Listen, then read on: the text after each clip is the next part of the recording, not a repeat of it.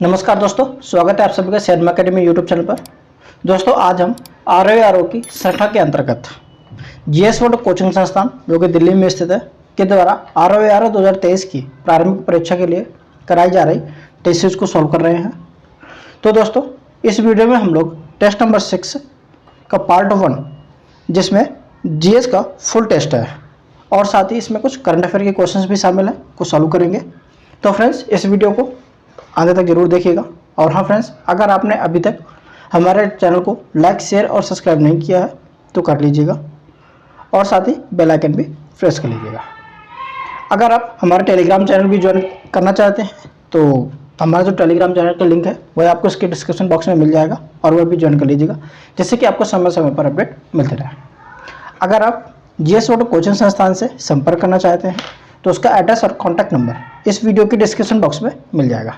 तो चलिए देर न करते हुए हम अपने वीडियो को शुरू करते हैं। ओके, चलिए आज का हमारा जो पहला क्वेश्चन है हम उसको देखते हैं। ओके, हमारा पहला क्वेश्चन है, भारत में निम्नलिखित में से किसी सेवा क्षेत्र में सम्मिलित किया जाता है। ओके, तो देखते हैं हम किसको सम्मिलित किया जाता है। ओके, खनन एवं उत्खनन, तो फ्रेंड्स इसको सेवा क्षेत्र में शामिल नहीं किया जाता है। तो होटल बिल्कुल किया जाता है होटल को, और वानिकी एवं मत्स्यिकी इसको भी शामिल नहीं किया जाता है, और परिवहन और संचार इसको किया जाता है किसमें, सेवा क्षेत्र में। ओके, और नीचे दिए गए कोड के सही प्रयोग करके सही उत्तर का चयन करना है। तो इसमें से जो सही होगा वह 2 और 4 होगा, यानी ऑप्शन नंबर सी हो जाएगा, 2 और 4 वाला। यानी कि जो सेवा क्षेत्र है इसको तृतीयक सेक्टर भी कहते हैं, और इसमें व्यापार, होटल, परिवहन, संचार, बैंकिंग, बीमा, वास्तविक संपत्ति, सार्वजनिक प्रशासन, सुरक्षा, शिक्षा, मनोरंजन आदि क्षेत्र आते हैं। ओके फ्रेंड्स, आगे चलते हैं। क्वेश्चन नंबर हमारा सेकंड है। सेकंड नंबर देखते हैं कि निम्न में से किस एक से समावेशी विकास को बढ़ाने की आशा नहीं की जाती है। ओके, किससे नहीं की जाती है? ऑप्शन ए ग्रामीण विकास से, तो फ्रेंड्स इससे तो की जाती है। ऑप्शन बी कृषि विकास से, तो यह भी सही है, इससे भी की जाती है समावेशी विकास को बढ़ाने की आशा। और ऑप्शन सी कृषकों को पर्याप्त साख से, तो इससे भी की जाती है। और ऑप्शन डी राष्ट्रीय आय की ऊंची वृद्धि दर से, तो ऑप्शन नंबर डी यानी कि इससे नहीं की जाती है। ओके फ्रेंड्स, तो हमारा इसका जो सही आंसर है वह होगा ऑप्शन नंबर डी, यानी कि समावेशी विकास समग्रता के साथ विकास की बहुआयामी अवधारणा है। इसमें बुनियादी सुविधाओं में सुधार के साथ शिक्षा, स्वास्थ्य और रोजगार को बेहतर अवसरों की उपलब्धता परिलक्षित होती है। इसके साथ गरीबी को कम किया जाना सबसे प्रमुख आयाम माना जाता है। ओके, आगे चलते हैं। क्वेश्चन नंबर हमारा 3 है, तो चलिए हम 3 नंबर देखते हैं कि भारत में घाटे की वित्त व्यवस्था किसके लिए संसाधनों को बढ़ाने में उपयोग की जाती है।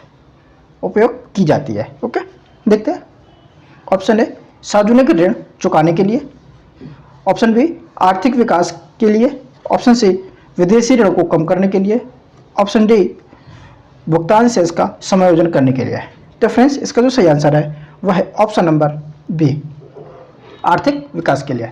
यानी कि भारत में घाटे की जो वित्त व्यवस्था है उसका जो आर्थिक विकास के लिए उपयोग किया जाता है। ओके, जैसे कि अगर हम इसका डिस्क्रिप्शन देखें और इसका एक्सप्लेनेशन देखें तो भारत जैसे देश में घाटे की वित्त व्यवस्था का मुख्य उद्देश्य आर्थिक विकास को बढ़ावा देना होता है। इन देशों में विकास योजनाओं के वित्त पोषण के लिए यह आवश्यक हो जाता है, जबकि विकसित देशों में घाटे की वित्त व्यवस्था अवसाद की स्थिति को दूर करने के लिए आर्थिक नीति के साधन के रूप में प्रयोग किया जाता है। ओके फ्रेंड्स, आगे चलते हैं। क्वेश्चन नंबर 4 है हमारा कि पिछड़े देशों के लिए रोलिंग प्लान का सुझाव किसके द्वारा दिया गया था। ऑप्शन ए आर नरकिसे द्वारा, ऑप्शन बी ए सैमुअल एलिसन द्वारा, ऑप्शन सी जी मिर्टल द्वारा, ऑप्शन डी W.A. लेविस द्वारा। तो फ्रेंड्स इसका जो सही आंसर है वह ऑप्शन नंबर सी जी मिर्टल द्वारा।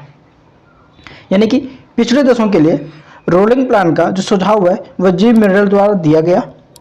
इस व्यवस्था में प्लान अनवरत चलता रहता है। वर्ष 1978 में मोरारजी देसाई के नेतृत्व वाले जनता पार्टी सरकार ने भारत में से स्वीकार किया था। ओके फ्रेंड्स, आगे चलते हैं। क्वेश्चन नंबर हमारा 5 है कि मानव निर्भरता सूचकांक किस वर्ष की मानव विकास रिपोर्ट में प्रस्तुत किया गया था? Option A 1995, option B 1996, option C 1994 और ऑप्शन डी 1997। तो फ्रेंड्स, इसका जो सही आंसर है वह ऑप्शन नंबर डी 1997 में। यानी कि यूएनडीपी ने सर्वप्रथम वर्ष 1997 की मानव विकास रिपोर्ट में मानव निर्धनता सूचकांक प्रस्तुत किया था। तब से यूएनडीपी मानव विकास रिपोर्ट में प्रतिवर्ष मानव निर्धनता सूचकांकों को भी प्रकाशित करता आ रहा है। वर्ष 2010 से मानव विकास रिपोर्ट में मानव निर्धनता सूचकांक के स्थान पर बहुआयामी निर्धनता सूचकांक यानी मल्टी डायमेंशनल पॉवर्टी इंडेक्स जो 10 संकेतकों पर आधारित है को प्रकाशित किया जाने लगा है।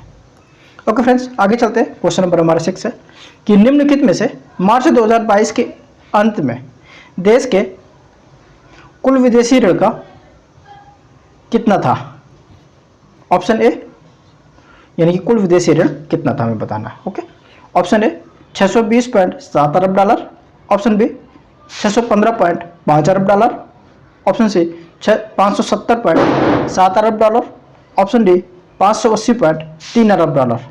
तो फ्रेंड्स, इसका जो सही आंसर है वह है ऑप्शन नंबर ए 620.7 अरब डॉलर था। ओके, आगे चलते हैं। क्वेश्चन नंबर हमारा 7 है। हम 7 नंबर देखते हैं कि भारत की विदेश व्यापार नीति 2015 से 20 की अवधि में सरकार ने पुनः सितंबर 2022 में वृद्धि करने का निर्णय लिया है। निम्नलिखित में से कितनी अवधि के लिए है? ऑप्शन ए 6 माह, ऑप्शन बी 3 माह, ऑप्शन सी 1 वर्ष, ऑप्शन डी 3 वर्ष। तो फ्रेंड्स, इसका जो सही आंसर है वह है ऑप्शन नंबर ए 6 माह। यानी कि भारत में वर्ष 2015 से 20 के 5 वर्षीय की अवधि के लिए विदेश व्यापार नीति 1 अप्रैल 2015 से लागू की गई थी। इस नीति की अवधि 31 मार्च 2020 को समाप्त होनी थी। कोरोना महामारी के चलते नई नीति की घोषणा न हो पाने के कारण इसकी अवधि 6 माह की वृद्धियाँ की जाती रही, जिससे यह सितंबर 2022 तक लागू थी। ओके फ्रेंड्स, विभिन्न निर्यात संवर्धन परिषदों के अनुरोध पर इस नीति की अवधि में 6 माह की पुनः वृद्धि सरकार ने अब सितंबर 2022 तक की थी। ओके फ्रेंड्स, यानी ऑप्शन नंबर ए सही था। आगे चलते हैं। क्वेश्चन नंबर 8 है हमारा कि यूएनडीपी के मानव विकास रिपोर्ट 2021-22 के बारे में निम्नलिखित कथनों पर विचार किया जाए। ओके फ्रेंड्स, तो चलिए और इसमें बताना कौन कौन से सही है। ओके फ्रेंड्स, चलिए देखते हैं कौन कौन से इसमें सही है। तो अब स्टेटमेंट 1 है कि विश्व के कुल 191 देशों के लिए मानव विकास रिपोर्ट जारी किया गया। तो फ्रेंड्स, ये तो सही है बिल्कुल। सेकेंड है भारत का स्थान 132वां है तथा पिछले वर्ष की तुलना में 1 पायदान की गिरावट भारत की रैंकिंग में हुई है। तो फ्रेंड्स, ये भी सही है। और तीसरा स्टेटमेंट है हमारा पहले स्थान पर नॉर्वे तथा अंतिम स्तर पर सीरिया है। तो फ्रेंड्स, यह गलत है क्योंकि पहले स्थान पर स्विट्जरलैंड है ना कि नॉर्वे है। ओके फ्रेंड्स, और जबकि सबसे निचला स्थान जो है वह सीरिया का नहीं है, वह किसका है? सूडान का है। ओके, यानी कि हमारा जो गलत हो जाएगा 3 हो जाएगा और सही बताना है इसमें तो 1 और 2 वाला सही है, यानी कि ऑप्शन नंबर हमारा सी सही हो जाएगा, 1 और 2 वाला। ओके, आगे चलते हैं। क्वेश्चन नंबर हमारा 9 है। तो इसमें बताना है सूची 1 को सूची 2 से सम्मिलित कीजिए तथा नीचे दिए गए पुट का प्रयोग करके सही उत्तर का चयन कीजिए। सूची 1 और सूची 2 को वो करना है और इसमें समितियाँ दी गई हैं और कौन किससे संबंधित है ये बताना है। ओके, तो चक्रवर्ती समिति जो कि 1985 में गठित की गई थी, यह जो संबंधित थी वह थी मौद्रिक प्रणाली से संबंधित थी। तो ओके, राजमन्नार समिति जो कि 1971 में गठित की गई थी, यह इसका संबंध था केंद्र राज्य संबंधों से। और जो वांचू समिति है 1971 में ही गठित किया गया था इसको भी, तो इसका जो संबंध था यह था प्रत्यक्ष कर से, यह प्रत्यक्ष कर से संबंधित थी। और जो दत्त समिति 1969 में गठित की गई थी और जो इसका संबंध था औद्योगिक लाइसेंस है। इस प्रकार जो हमारा सम्मेलन बनेगा कि ए का 2, बी का 3, सी का 1। तो हमारा जो सही आंसर बनेगा ए का 2, बी का 3, सी का 1 और डी का 4, यानी ऑप्शन नंबर बी सही हो जाएगा। ओके, आगे चलते हैं। क्वेश्चन नंबर हमारा 10 है कि निम्नलिखित में से किस एक का मुख्यालय सही सुमेलित है। ओके, बताना है, जैसे कि ये वैश्विक संगठन दिए हुए हैं और इनके मुख्यालय दिए हुए हैं। ऑप्शन ए में है यूएनओ यानी संयुक्त राष्ट्र संघ, जो इसका जो मुख्यालय है ये वाशिंगटन में नहीं है, तो इसका मुख्यालय कहाँ है, तो इसका मुख्यालय जो है न्यूयॉर्क में है। ओके, न्यूयॉर्क में है इसका मुख्यालय। और WTO का जो मुख्यालय है वह कहाँ है, तो ये जेनेवा में ही है, तो इसका सही सुमेलित है।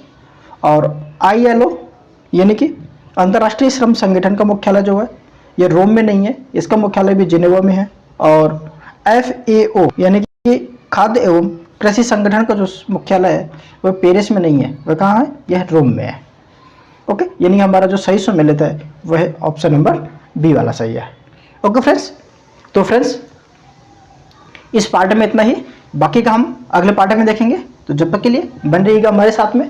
और हाँ फ्रेंड्स, अगर आपने अभी तक हमारे चैनल को लाइक, शेयर और सब्सक्राइब नहीं किया है तो कर लीजिएगा, और साथ ही बेल आइकन भी प्रेस कर लीजिएगा। ओके फ्रेंड्स, और इसके पहले कि अगर आपने वीडियोज़ नहीं देखे हैं तो देख लीजिएगा। और फिर जब तक के लिए मिलते हैं हम लोग अगले वीडियो में। जय हिंद, जय भारत।